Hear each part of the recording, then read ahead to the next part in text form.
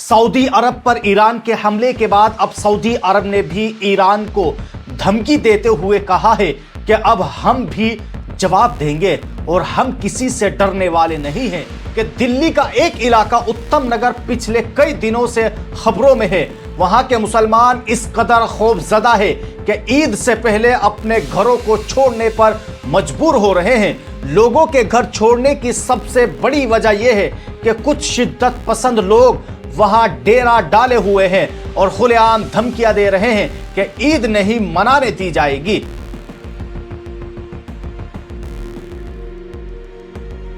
इतलात के मुताबिक सऊदी अरब पर ईरान ने बैलिस्टिक मिसाइल दागे जो सीधा सऊदी अरब के दारुल हुकूमत रियाज में गिरे।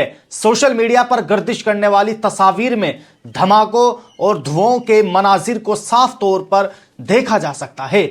यह जंग जिसमें ईरान, अमेरिका और इजराइल शामिल है, अब अपने 20वें दिन में दाखिल हो चुकी है और अब इसकी आग पूरे खलीजी खित्ते को अपनी लपट में ले रही है। बुध की रात खत्म होते होते रियाज पर शदीद हमले किए गए जिससे पूरा शहर लरज उठा। मीडिया के मुताबिक ईरान ने अपने अहम रहनुमा अली लारिजानी और गुलाम रजा सुलेमानी की शहादत का बदला लेने के लिए मिसाइलों की एक और बड़ी लहर दागी।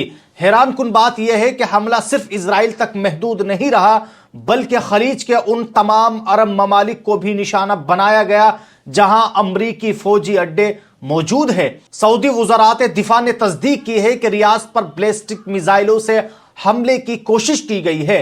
अगरचे सऊदी एयर डिफेंस ने कई मिसाइल फिजा में ही तबाह करने का दावा किया है, लेकिन जोरदार धमाकों की आवाजों और धुएं ने शहर में खौफ व हिरास फैला दिया। शहर में इमरजेंसी अलर्ट भी जारी किए गए हैं।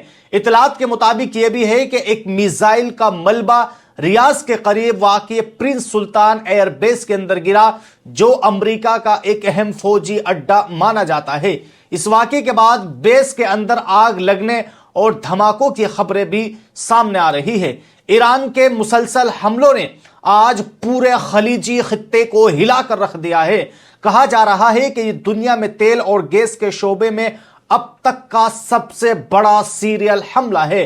खलीज के मारूफ चैनल अल जजीरा के मुताबिक ईरान ने सबसे बड़ा हमला कतर के गैस प्लांट पर किया जहां कई मकामात पर आग भड़क उठी है।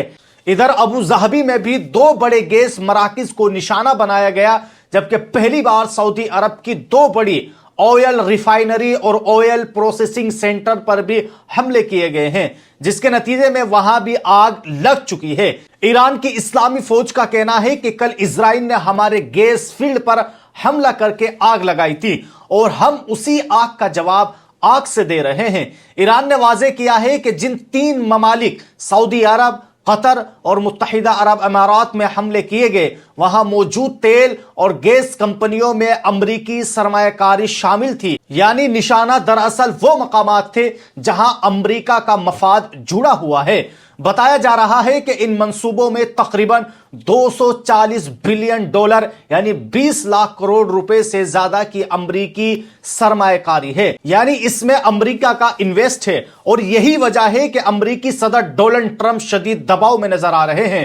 ट्रंप ने एक बयान में जारी करते हुए कहा है कि ईरान की गैस फील्ड पर होने वाले हमले में अमरीका का कोई किरदार नहीं था, बल्कि इजराइल ने यह कार्रवाई बगैर इत्तला और मशवरे के किया। ट्रंप ने इशारा दिया है कि नेतन्याहू का यह फैसला गलत था और अब इजराइल मजीद ऐसे हमले नहीं करेगा।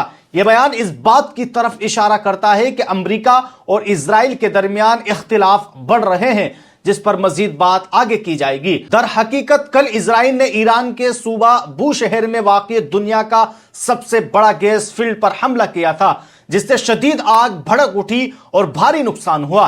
इसके बाद ईरान के सुप्रीम लीडर मुस्तफा खामनाई ने भी बदला लेने का ऐलान किया और कुछ ही देर बाद ईरानी फौज ने उन मकामात की फहरिस्त जारी की जहां हमले किए जाने थे। रात होते ही ईरान ने उन तमाम मकामात पर न सिर्फ हमले किए बल्कि कई जगहों पर आग भी लगा दी। अब सवाल यह है कि ट्रंप इतना परेशान क्यों नजर आ रहा है? असल में इसकी वजह यह है कि जिन जिन मकामात पर हमले हुए वहां अमरीकी कंपनियों की भारी इन्वेस्ट मौजूद थी। مثال کے طور پہ قطر کے LNG پلانٹ میں تقریباً $120 بلین کی انویسٹ تھی، جس میں ایکسن موبائل اور کوکپلیس جیسی بڑی امریکی کمپنیاں شامل تھی۔ اسی طرح متحدہ عرب امارات اور سعودی عرب کے منصوبوں میں بھی امریکی انویسٹ موجود ہے۔ مجموعی طور پر امریکی کمپنیوں کو $240 بلین سے زیادہ نقصان ہونے کا خدشہ ظاہر کیا جا رہا ہے، اور یہی وجہ ہے کہ ٹرمپ دباؤ میں آ کر ایسے بیان دے رہے ہیں۔ ماہرین کا اس تعلق سے کہنا ہے کہ ان حملوں کے بعد تیل اور گیس کی قیمتیں آسمان چھو سکتی ہے اور عالمی معیشت شدید بحران کا شکار ہو سکتی ہے۔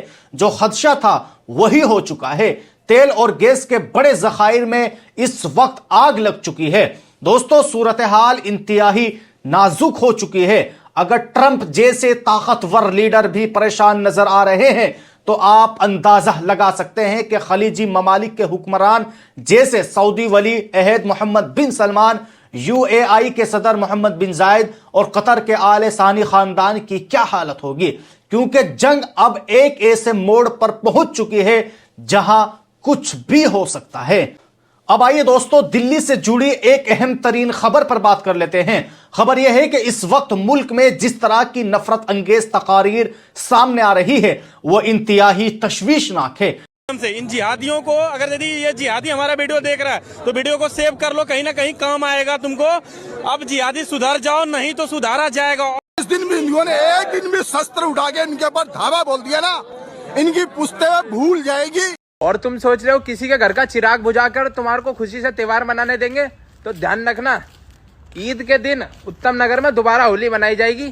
پچھلے کئی برسوں میں شاید ہی کبھی اس قدر کھلے عام نفرت کا اظہار دیکھنے کو ملا ہو۔ کچھ نفرتی چنٹوؤں کی جانب سے یہ تک کہا جا رہا ہے کہ اس بار عید پر خون کی ہولی کھیلی جائے گی۔ سوشل میڈیا پر بھی اس طرح کی دھمکیاں گردش کر رہی ہے جو حالات کو مزید سنگین بنا رہی ہے۔ سوال یہ ہے کہ ایسے حالات میں کارروائی کیا ہونی چاہیے؟ عوام کی ہمیشہ سے یہی امید رہی ہے کہ قانون نافذ کرنے والے ادارے فوری اور سخت قدم اٹھائے، لیکن یہاں صورتحال یہ ہے کہ جہاں عام شہریوں کو جانے کی اجازت نہیں ہے، وہاں کچھ گروہ کو ریلیاں، مارچ اور دھرنے دینے کی کھلی چھوٹ دی جا رہی ہے۔ جی ہاں دوستو، ہم بات کر رہے ہیں اتم نگر جیسے علاقے کی۔ یہ کہا جا رہا ہے کہ لوگوں کو اپنی بھڑاس نکالنے دی جا رہی ہے، لیکن یہ محض بھڑاس نہیں بلکہ کھلی نفرت اور تشدد کی ترغیب ہے جو کسی بھی مہذب معاشرے کے لیے خطرناک ہے۔ کیا یہ واقعی ہندوؤں اور مسلمانوں کے درمیان لڑائی ہے یا پھر اسے اس شکل میں پیش کیا جا رہا ہے؟ یہ وہ سوال ہے جس پر سنجیدگی سے غور کرنے کی ضرورت ہے۔ آج دارالحکومت دلی کے کچھ علاقوں میں ایسے مناظر دیکھنے کو مل رہے ہیں جہاں کھلے عام جلوس نکال کر اشتعال انگیز نعرے لگائے جا رہے ہیں اور پولیس خاموش تماشائی بنی ہوئی ہے۔ سوال یہ ہے، آخر کس چیز کا انتظار کیا جا رہا ہے؟ کیا پھر سے 2020 جیسے حالات پیدا ہونے کا انتظار کیا جا رہا ہے؟